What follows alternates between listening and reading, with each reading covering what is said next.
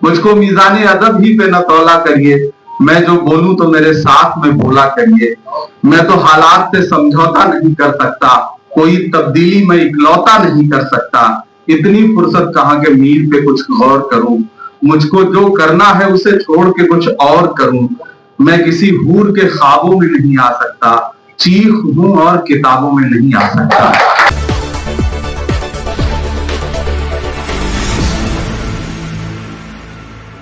मेरा खुद का एक शेर है कि मुझको मीज़ाने अदब ही पे न तौला करिए, मुझको मीज़ाने अदब ही पे न तौला करिए। मैं जो बोलूं तो मेरे साथ में बोला करिए। मैं तो हालात से समझौता नहीं कर सकता, कोई तब्दीली मैं इकलौता नहीं कर सकता। इतनी फुर्सत कहाँ के मीर पे कुछ गौर करूं, मुझको जो करना है उसे छोड़ के कुछ और करूं। मैं किसी हूर के ख्वाबों में नहीं आ सकता, चीख हूं और किताबों में नहीं आ सकता। हमेशा से ये सोचता था कि मैं जो कुछ कर रहा हूँ मुशायरों में, जो मैं पढ़ रहा हूँ, लिख रहा हूँ, जो नज़्में पढ़ रहा हूँ, जो दर्द में अपनी शायरी में पिरोने की कोशिश कर रहा हूँ, उसे किताबों में लिखा जाना बहुत मुश्किल होगा। और वो एक बहुत वक्त तक खारिज किया जाता रहा कि इसमें तो अदबी कुछ नहीं है। अब पॉपुलर लोगों की एक बड़ी प्रॉब्लम ये होती है कि अदबी दुनिया के लोग पॉपुलैरिटी को देख करके ये कहते हैं कि नहीं, तो पॉपुलर स्पेस के लोग हैं, इनको लिटरेचर में जगह कहां से मिलेगी। ऐसा ही होता रहा होगा अपने दौर में हबीब जालिब के साथ भी, ऐसा ही होता रहा होगा फैज के साथ भी, फराज के साथ भी। जिसने भी इंकलाब लिखने की कोशिश की, जिसने भी वक्त की हुकूमत से आंख मिला करके बात करने की कोशिश की, तो जाहिर सी बात है अदब ने उसे खारिज किया और सालों साल, दशकों तक खारिज किया। तो मुझे लगता था कि किताब जैसा कुछ, मैं बहुत मना करता रहा कि नहीं अभी मत छपवाइए, पहले लता हयाजी वाली आ जाने दीजिए, पहले तुराज भाई की आ जाने दीजिए। फिर ये हुआ कि नहीं आप वाली छप के आ रही है, तो मैंने कहा चलिए ठीक है, एक रस्म इजरा दिल्ली में कर लेते हैं, इसी बहाने सबसे मुलाकात हो जाएगी। तो आप जो मीडिया के साथी आए हैं, मैं उनका भी शुक्रिया अदा करता हूँ। आज लगभग यही वक्त था, थोड़ा 2 घंटे पहले, जब मैं पार्लियामेंट में स्पीच कर रहा था और आज यहाँ खड़ा होकर के बोल रहा हूँ। पार्लियामेंट का सेशन कल से बीच में ब्रेक हुआ है 10-15 दिन के लिए, तो मुझे लग रहा था कि थोड़ी छुट्टियां मिलेंगी, हम सफर पे कहीं इधर उधर निकल के जाएंगे, थोड़ा सा घूमेंगे टहलेंगे, वालिदैन के साथ रहेंगे। लेकिन ये प्रोग्राम होना पहले से तय था। मैं नौशाद साहब का बहुत शुक्रिया अदा करूंगा। कौले फैसल जैसी किताब इन्होंने मौलाना आजाद साहब पर संपादित की है, तो इन्होंने बहुत प्रेशर डाला और इस किताब के बनने में, इस किताब के छपने में इनका भी बहुत बड़ा योगदान है, तो मैं इनका भी बहुत शुक्रिया अदा करूंगा। और हिरा जी को बहुत मुबारकबाद दूंगा कि शायरी पर, शायरों पर, शायरात पर, उर्दू अदब पर इसी तरह से काम करती रहें। और मुझे पूरा यकीन है कि एक ऐसा दौर जब लोगों ने किताबों से दूरी बना ली हो, किताब की खुशबू तक लोगों को याद न रह गई हो, मोबाइल ने हमारी जिंदगी को इतना बर्बाद कर दिया हो कि क्रिएटिविटी और पढ़ने का जो एक अंदर एक सलीका था वो धीरे धीरे खत्म सा हो गया। एक दिन नौशाद साहब मुझे जबरदस्ती पकड़ के अभी बुक फेयर में ले गए, तो मैं गया, तुराज भाई, लता जी, तो वहां तलाशा, मैंने कहा शायरों की किताबें खरीदते हैं। तो तमाम ऐसे शायर जो हम सब साथ में मुशायरे में रहा करते हैं, उनकी सारी गजलें मुझे जबानी याद हैं, तो उनकी किताबें मेरी आंखों के सामने थी। तो मैंने कहा कि यार ये भी लो, ये भी लो, जितनी किताबें थी मैंने कहा सारी खरीदते हैं। तो उन्होंने कहा कि ये तो सारे आपके साथ पढ़ने वाले हैं, इनकी किताबें आप क्यों खरीद रहे हैं? तो मैंने कहा ये एक तरह से ये मेरी मोहब्बत है, हमने उनके साथ एक वक्त गुजारा है, और मेरे बनने में, मेरे इमरान प्रतापगढ़ी बनने में, मेरे सांसद बनने में, मेरे पॉलिटिक्स में स्टेब्लिश होने में इस दुनिया का बहुत बड़ा हाथ है। वरना मैं एक गुमनाम सी दुनिया से, गुमनाम सी जगह से निकल के आया हूं। तो मैंने वहीं खड़े होकर के शायर को फोन किया, मैंने कहा कि मैं बुक फेयर में आया हूं और इस स्टॉल पे खड़ा हूं और आपकी किताब मेरी आंखों के सामने है। मैं खिराज अकीदत के तौर पे ये किताब खरीद रहा हूं और आपके लिए खरीद रहा हूं कि मेरा दोस्त है। मजाक किया मैंने उनसे, तो बड़े हंसने लगे, बोले अच्छा मेरी किताब वहां बिक रही है। तो अच्छा लगता है कि जब लफ्जों को किताबों में ढाल करके, कागज पर उतार करके और उसे दुनिया के सामने पहुंचाया जाता है। तो आप सब साथियों से इतनी गुजारिश है कि किताबों से मोहब्बत करिए, किताबों से इश्क करिए, किताबें खरीदिए। किताब पढ़ने की जो खुशबू होती है ना, किताब के पन्ने की जो खुशबू है, वो आपको इंसान बनाए रखती है, वो आपके अंदर की क्रिएटिविटी को नहीं मारती है, वो आपके अंदर एक सलीका बचा के रखती है। तो आप सब सारे साथियों से बहुत ज्यादा कुछ नहीं कहना है। कभी साहिब ने कहा था कि किताब सादा रहेगी कब तक, कभी तो आगाज बाप होगा, जिन्होंने बस्ती उजाड़ डाली कभी तो उनका हिसाब होगा। हम उस तरह की और उस दिशा में, जैसे होता है ना कि आप अपना डायरेक्शन चुनते हैं कि आपको आपके अंदर खुदा ने, ऊपर वाले ने जो हुनर दिया उसका इस्तेमाल कहाँ क्या कैसे करना चाहते हैं।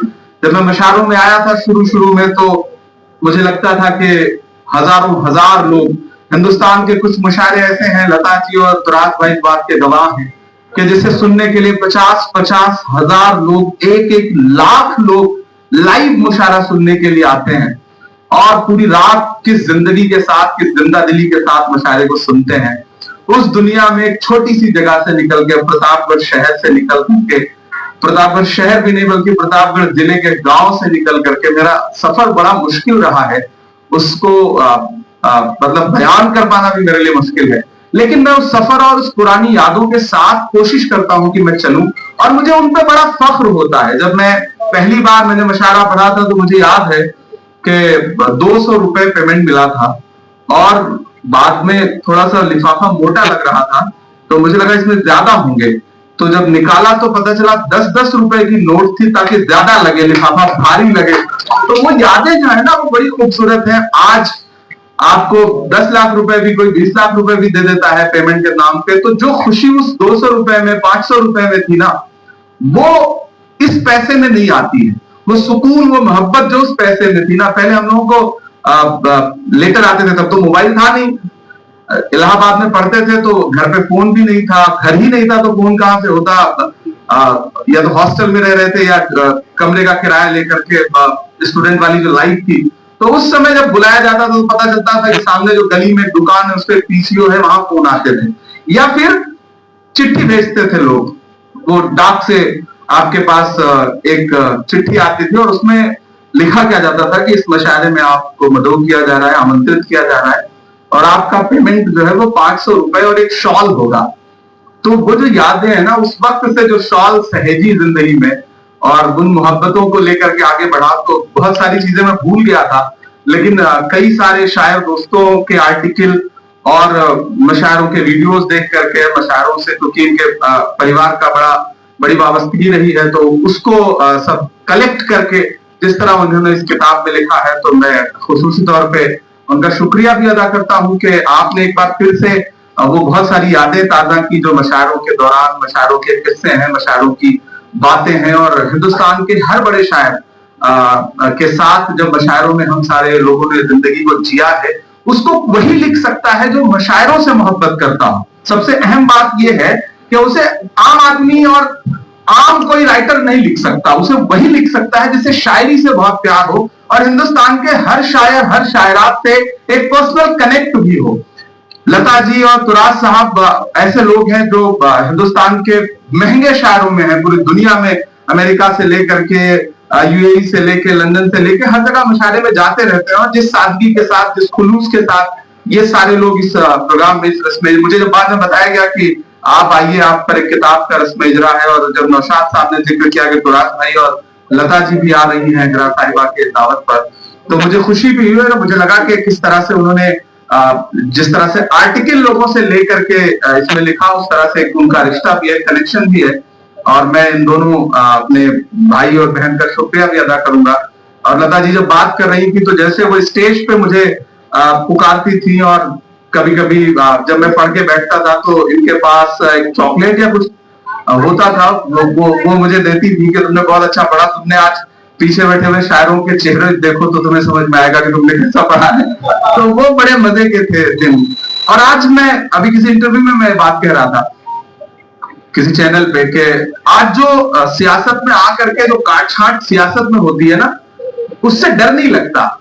तो उन्होंने कहा क्यों, कि ये मुखालफत, यहाँ ये साजिश, अपने लोगों की साजिश, परायों की साजिश, हुकूमत की साजिश, इससे डरते नहीं हो आप? तो मैंने कहा मुझे डर नहीं लगता। बोले क्यों?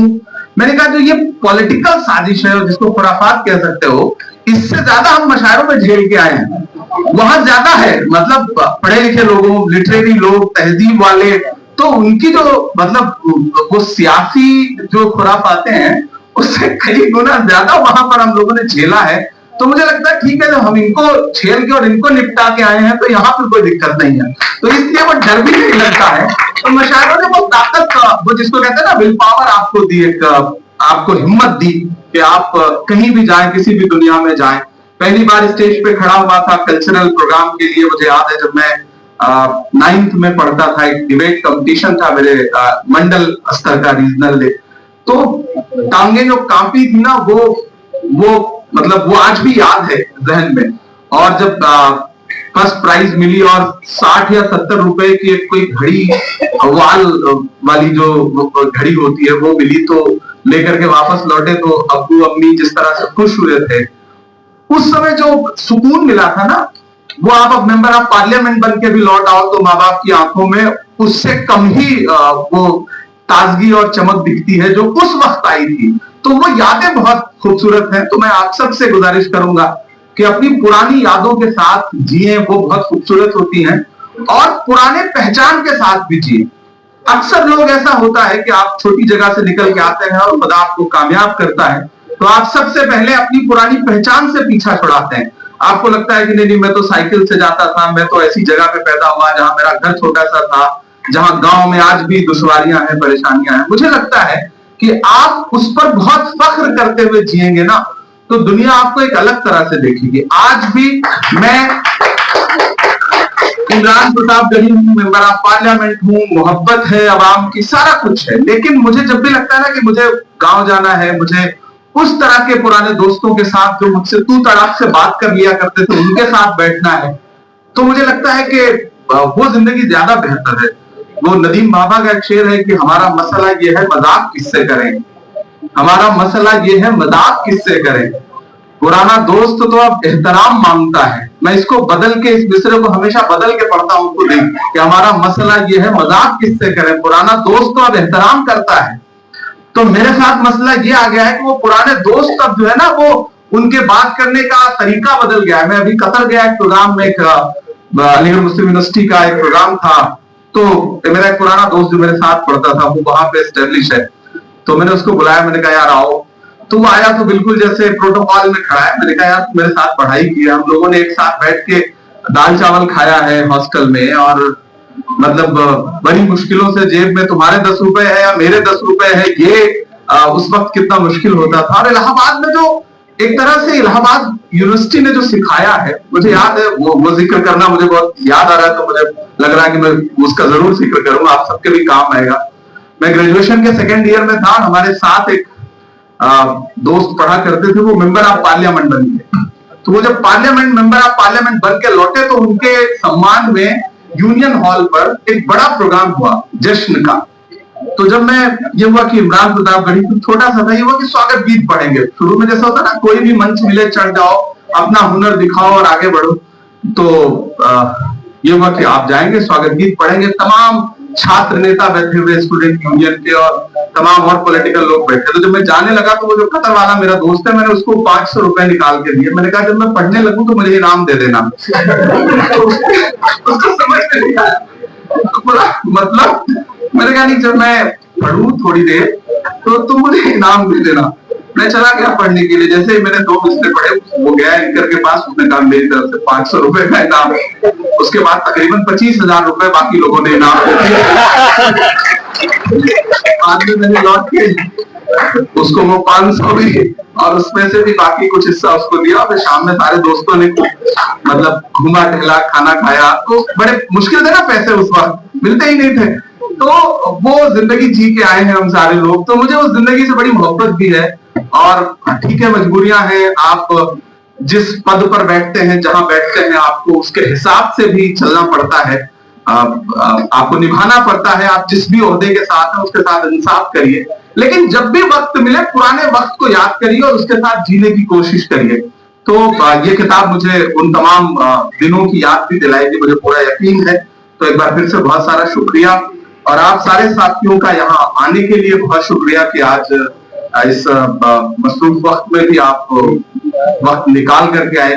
खुसूसी तौर पर मीडिया के साथियों का बहुत शुक्रिया कि आपने बड़ी तादाद में मीडिया के साथी आ गए।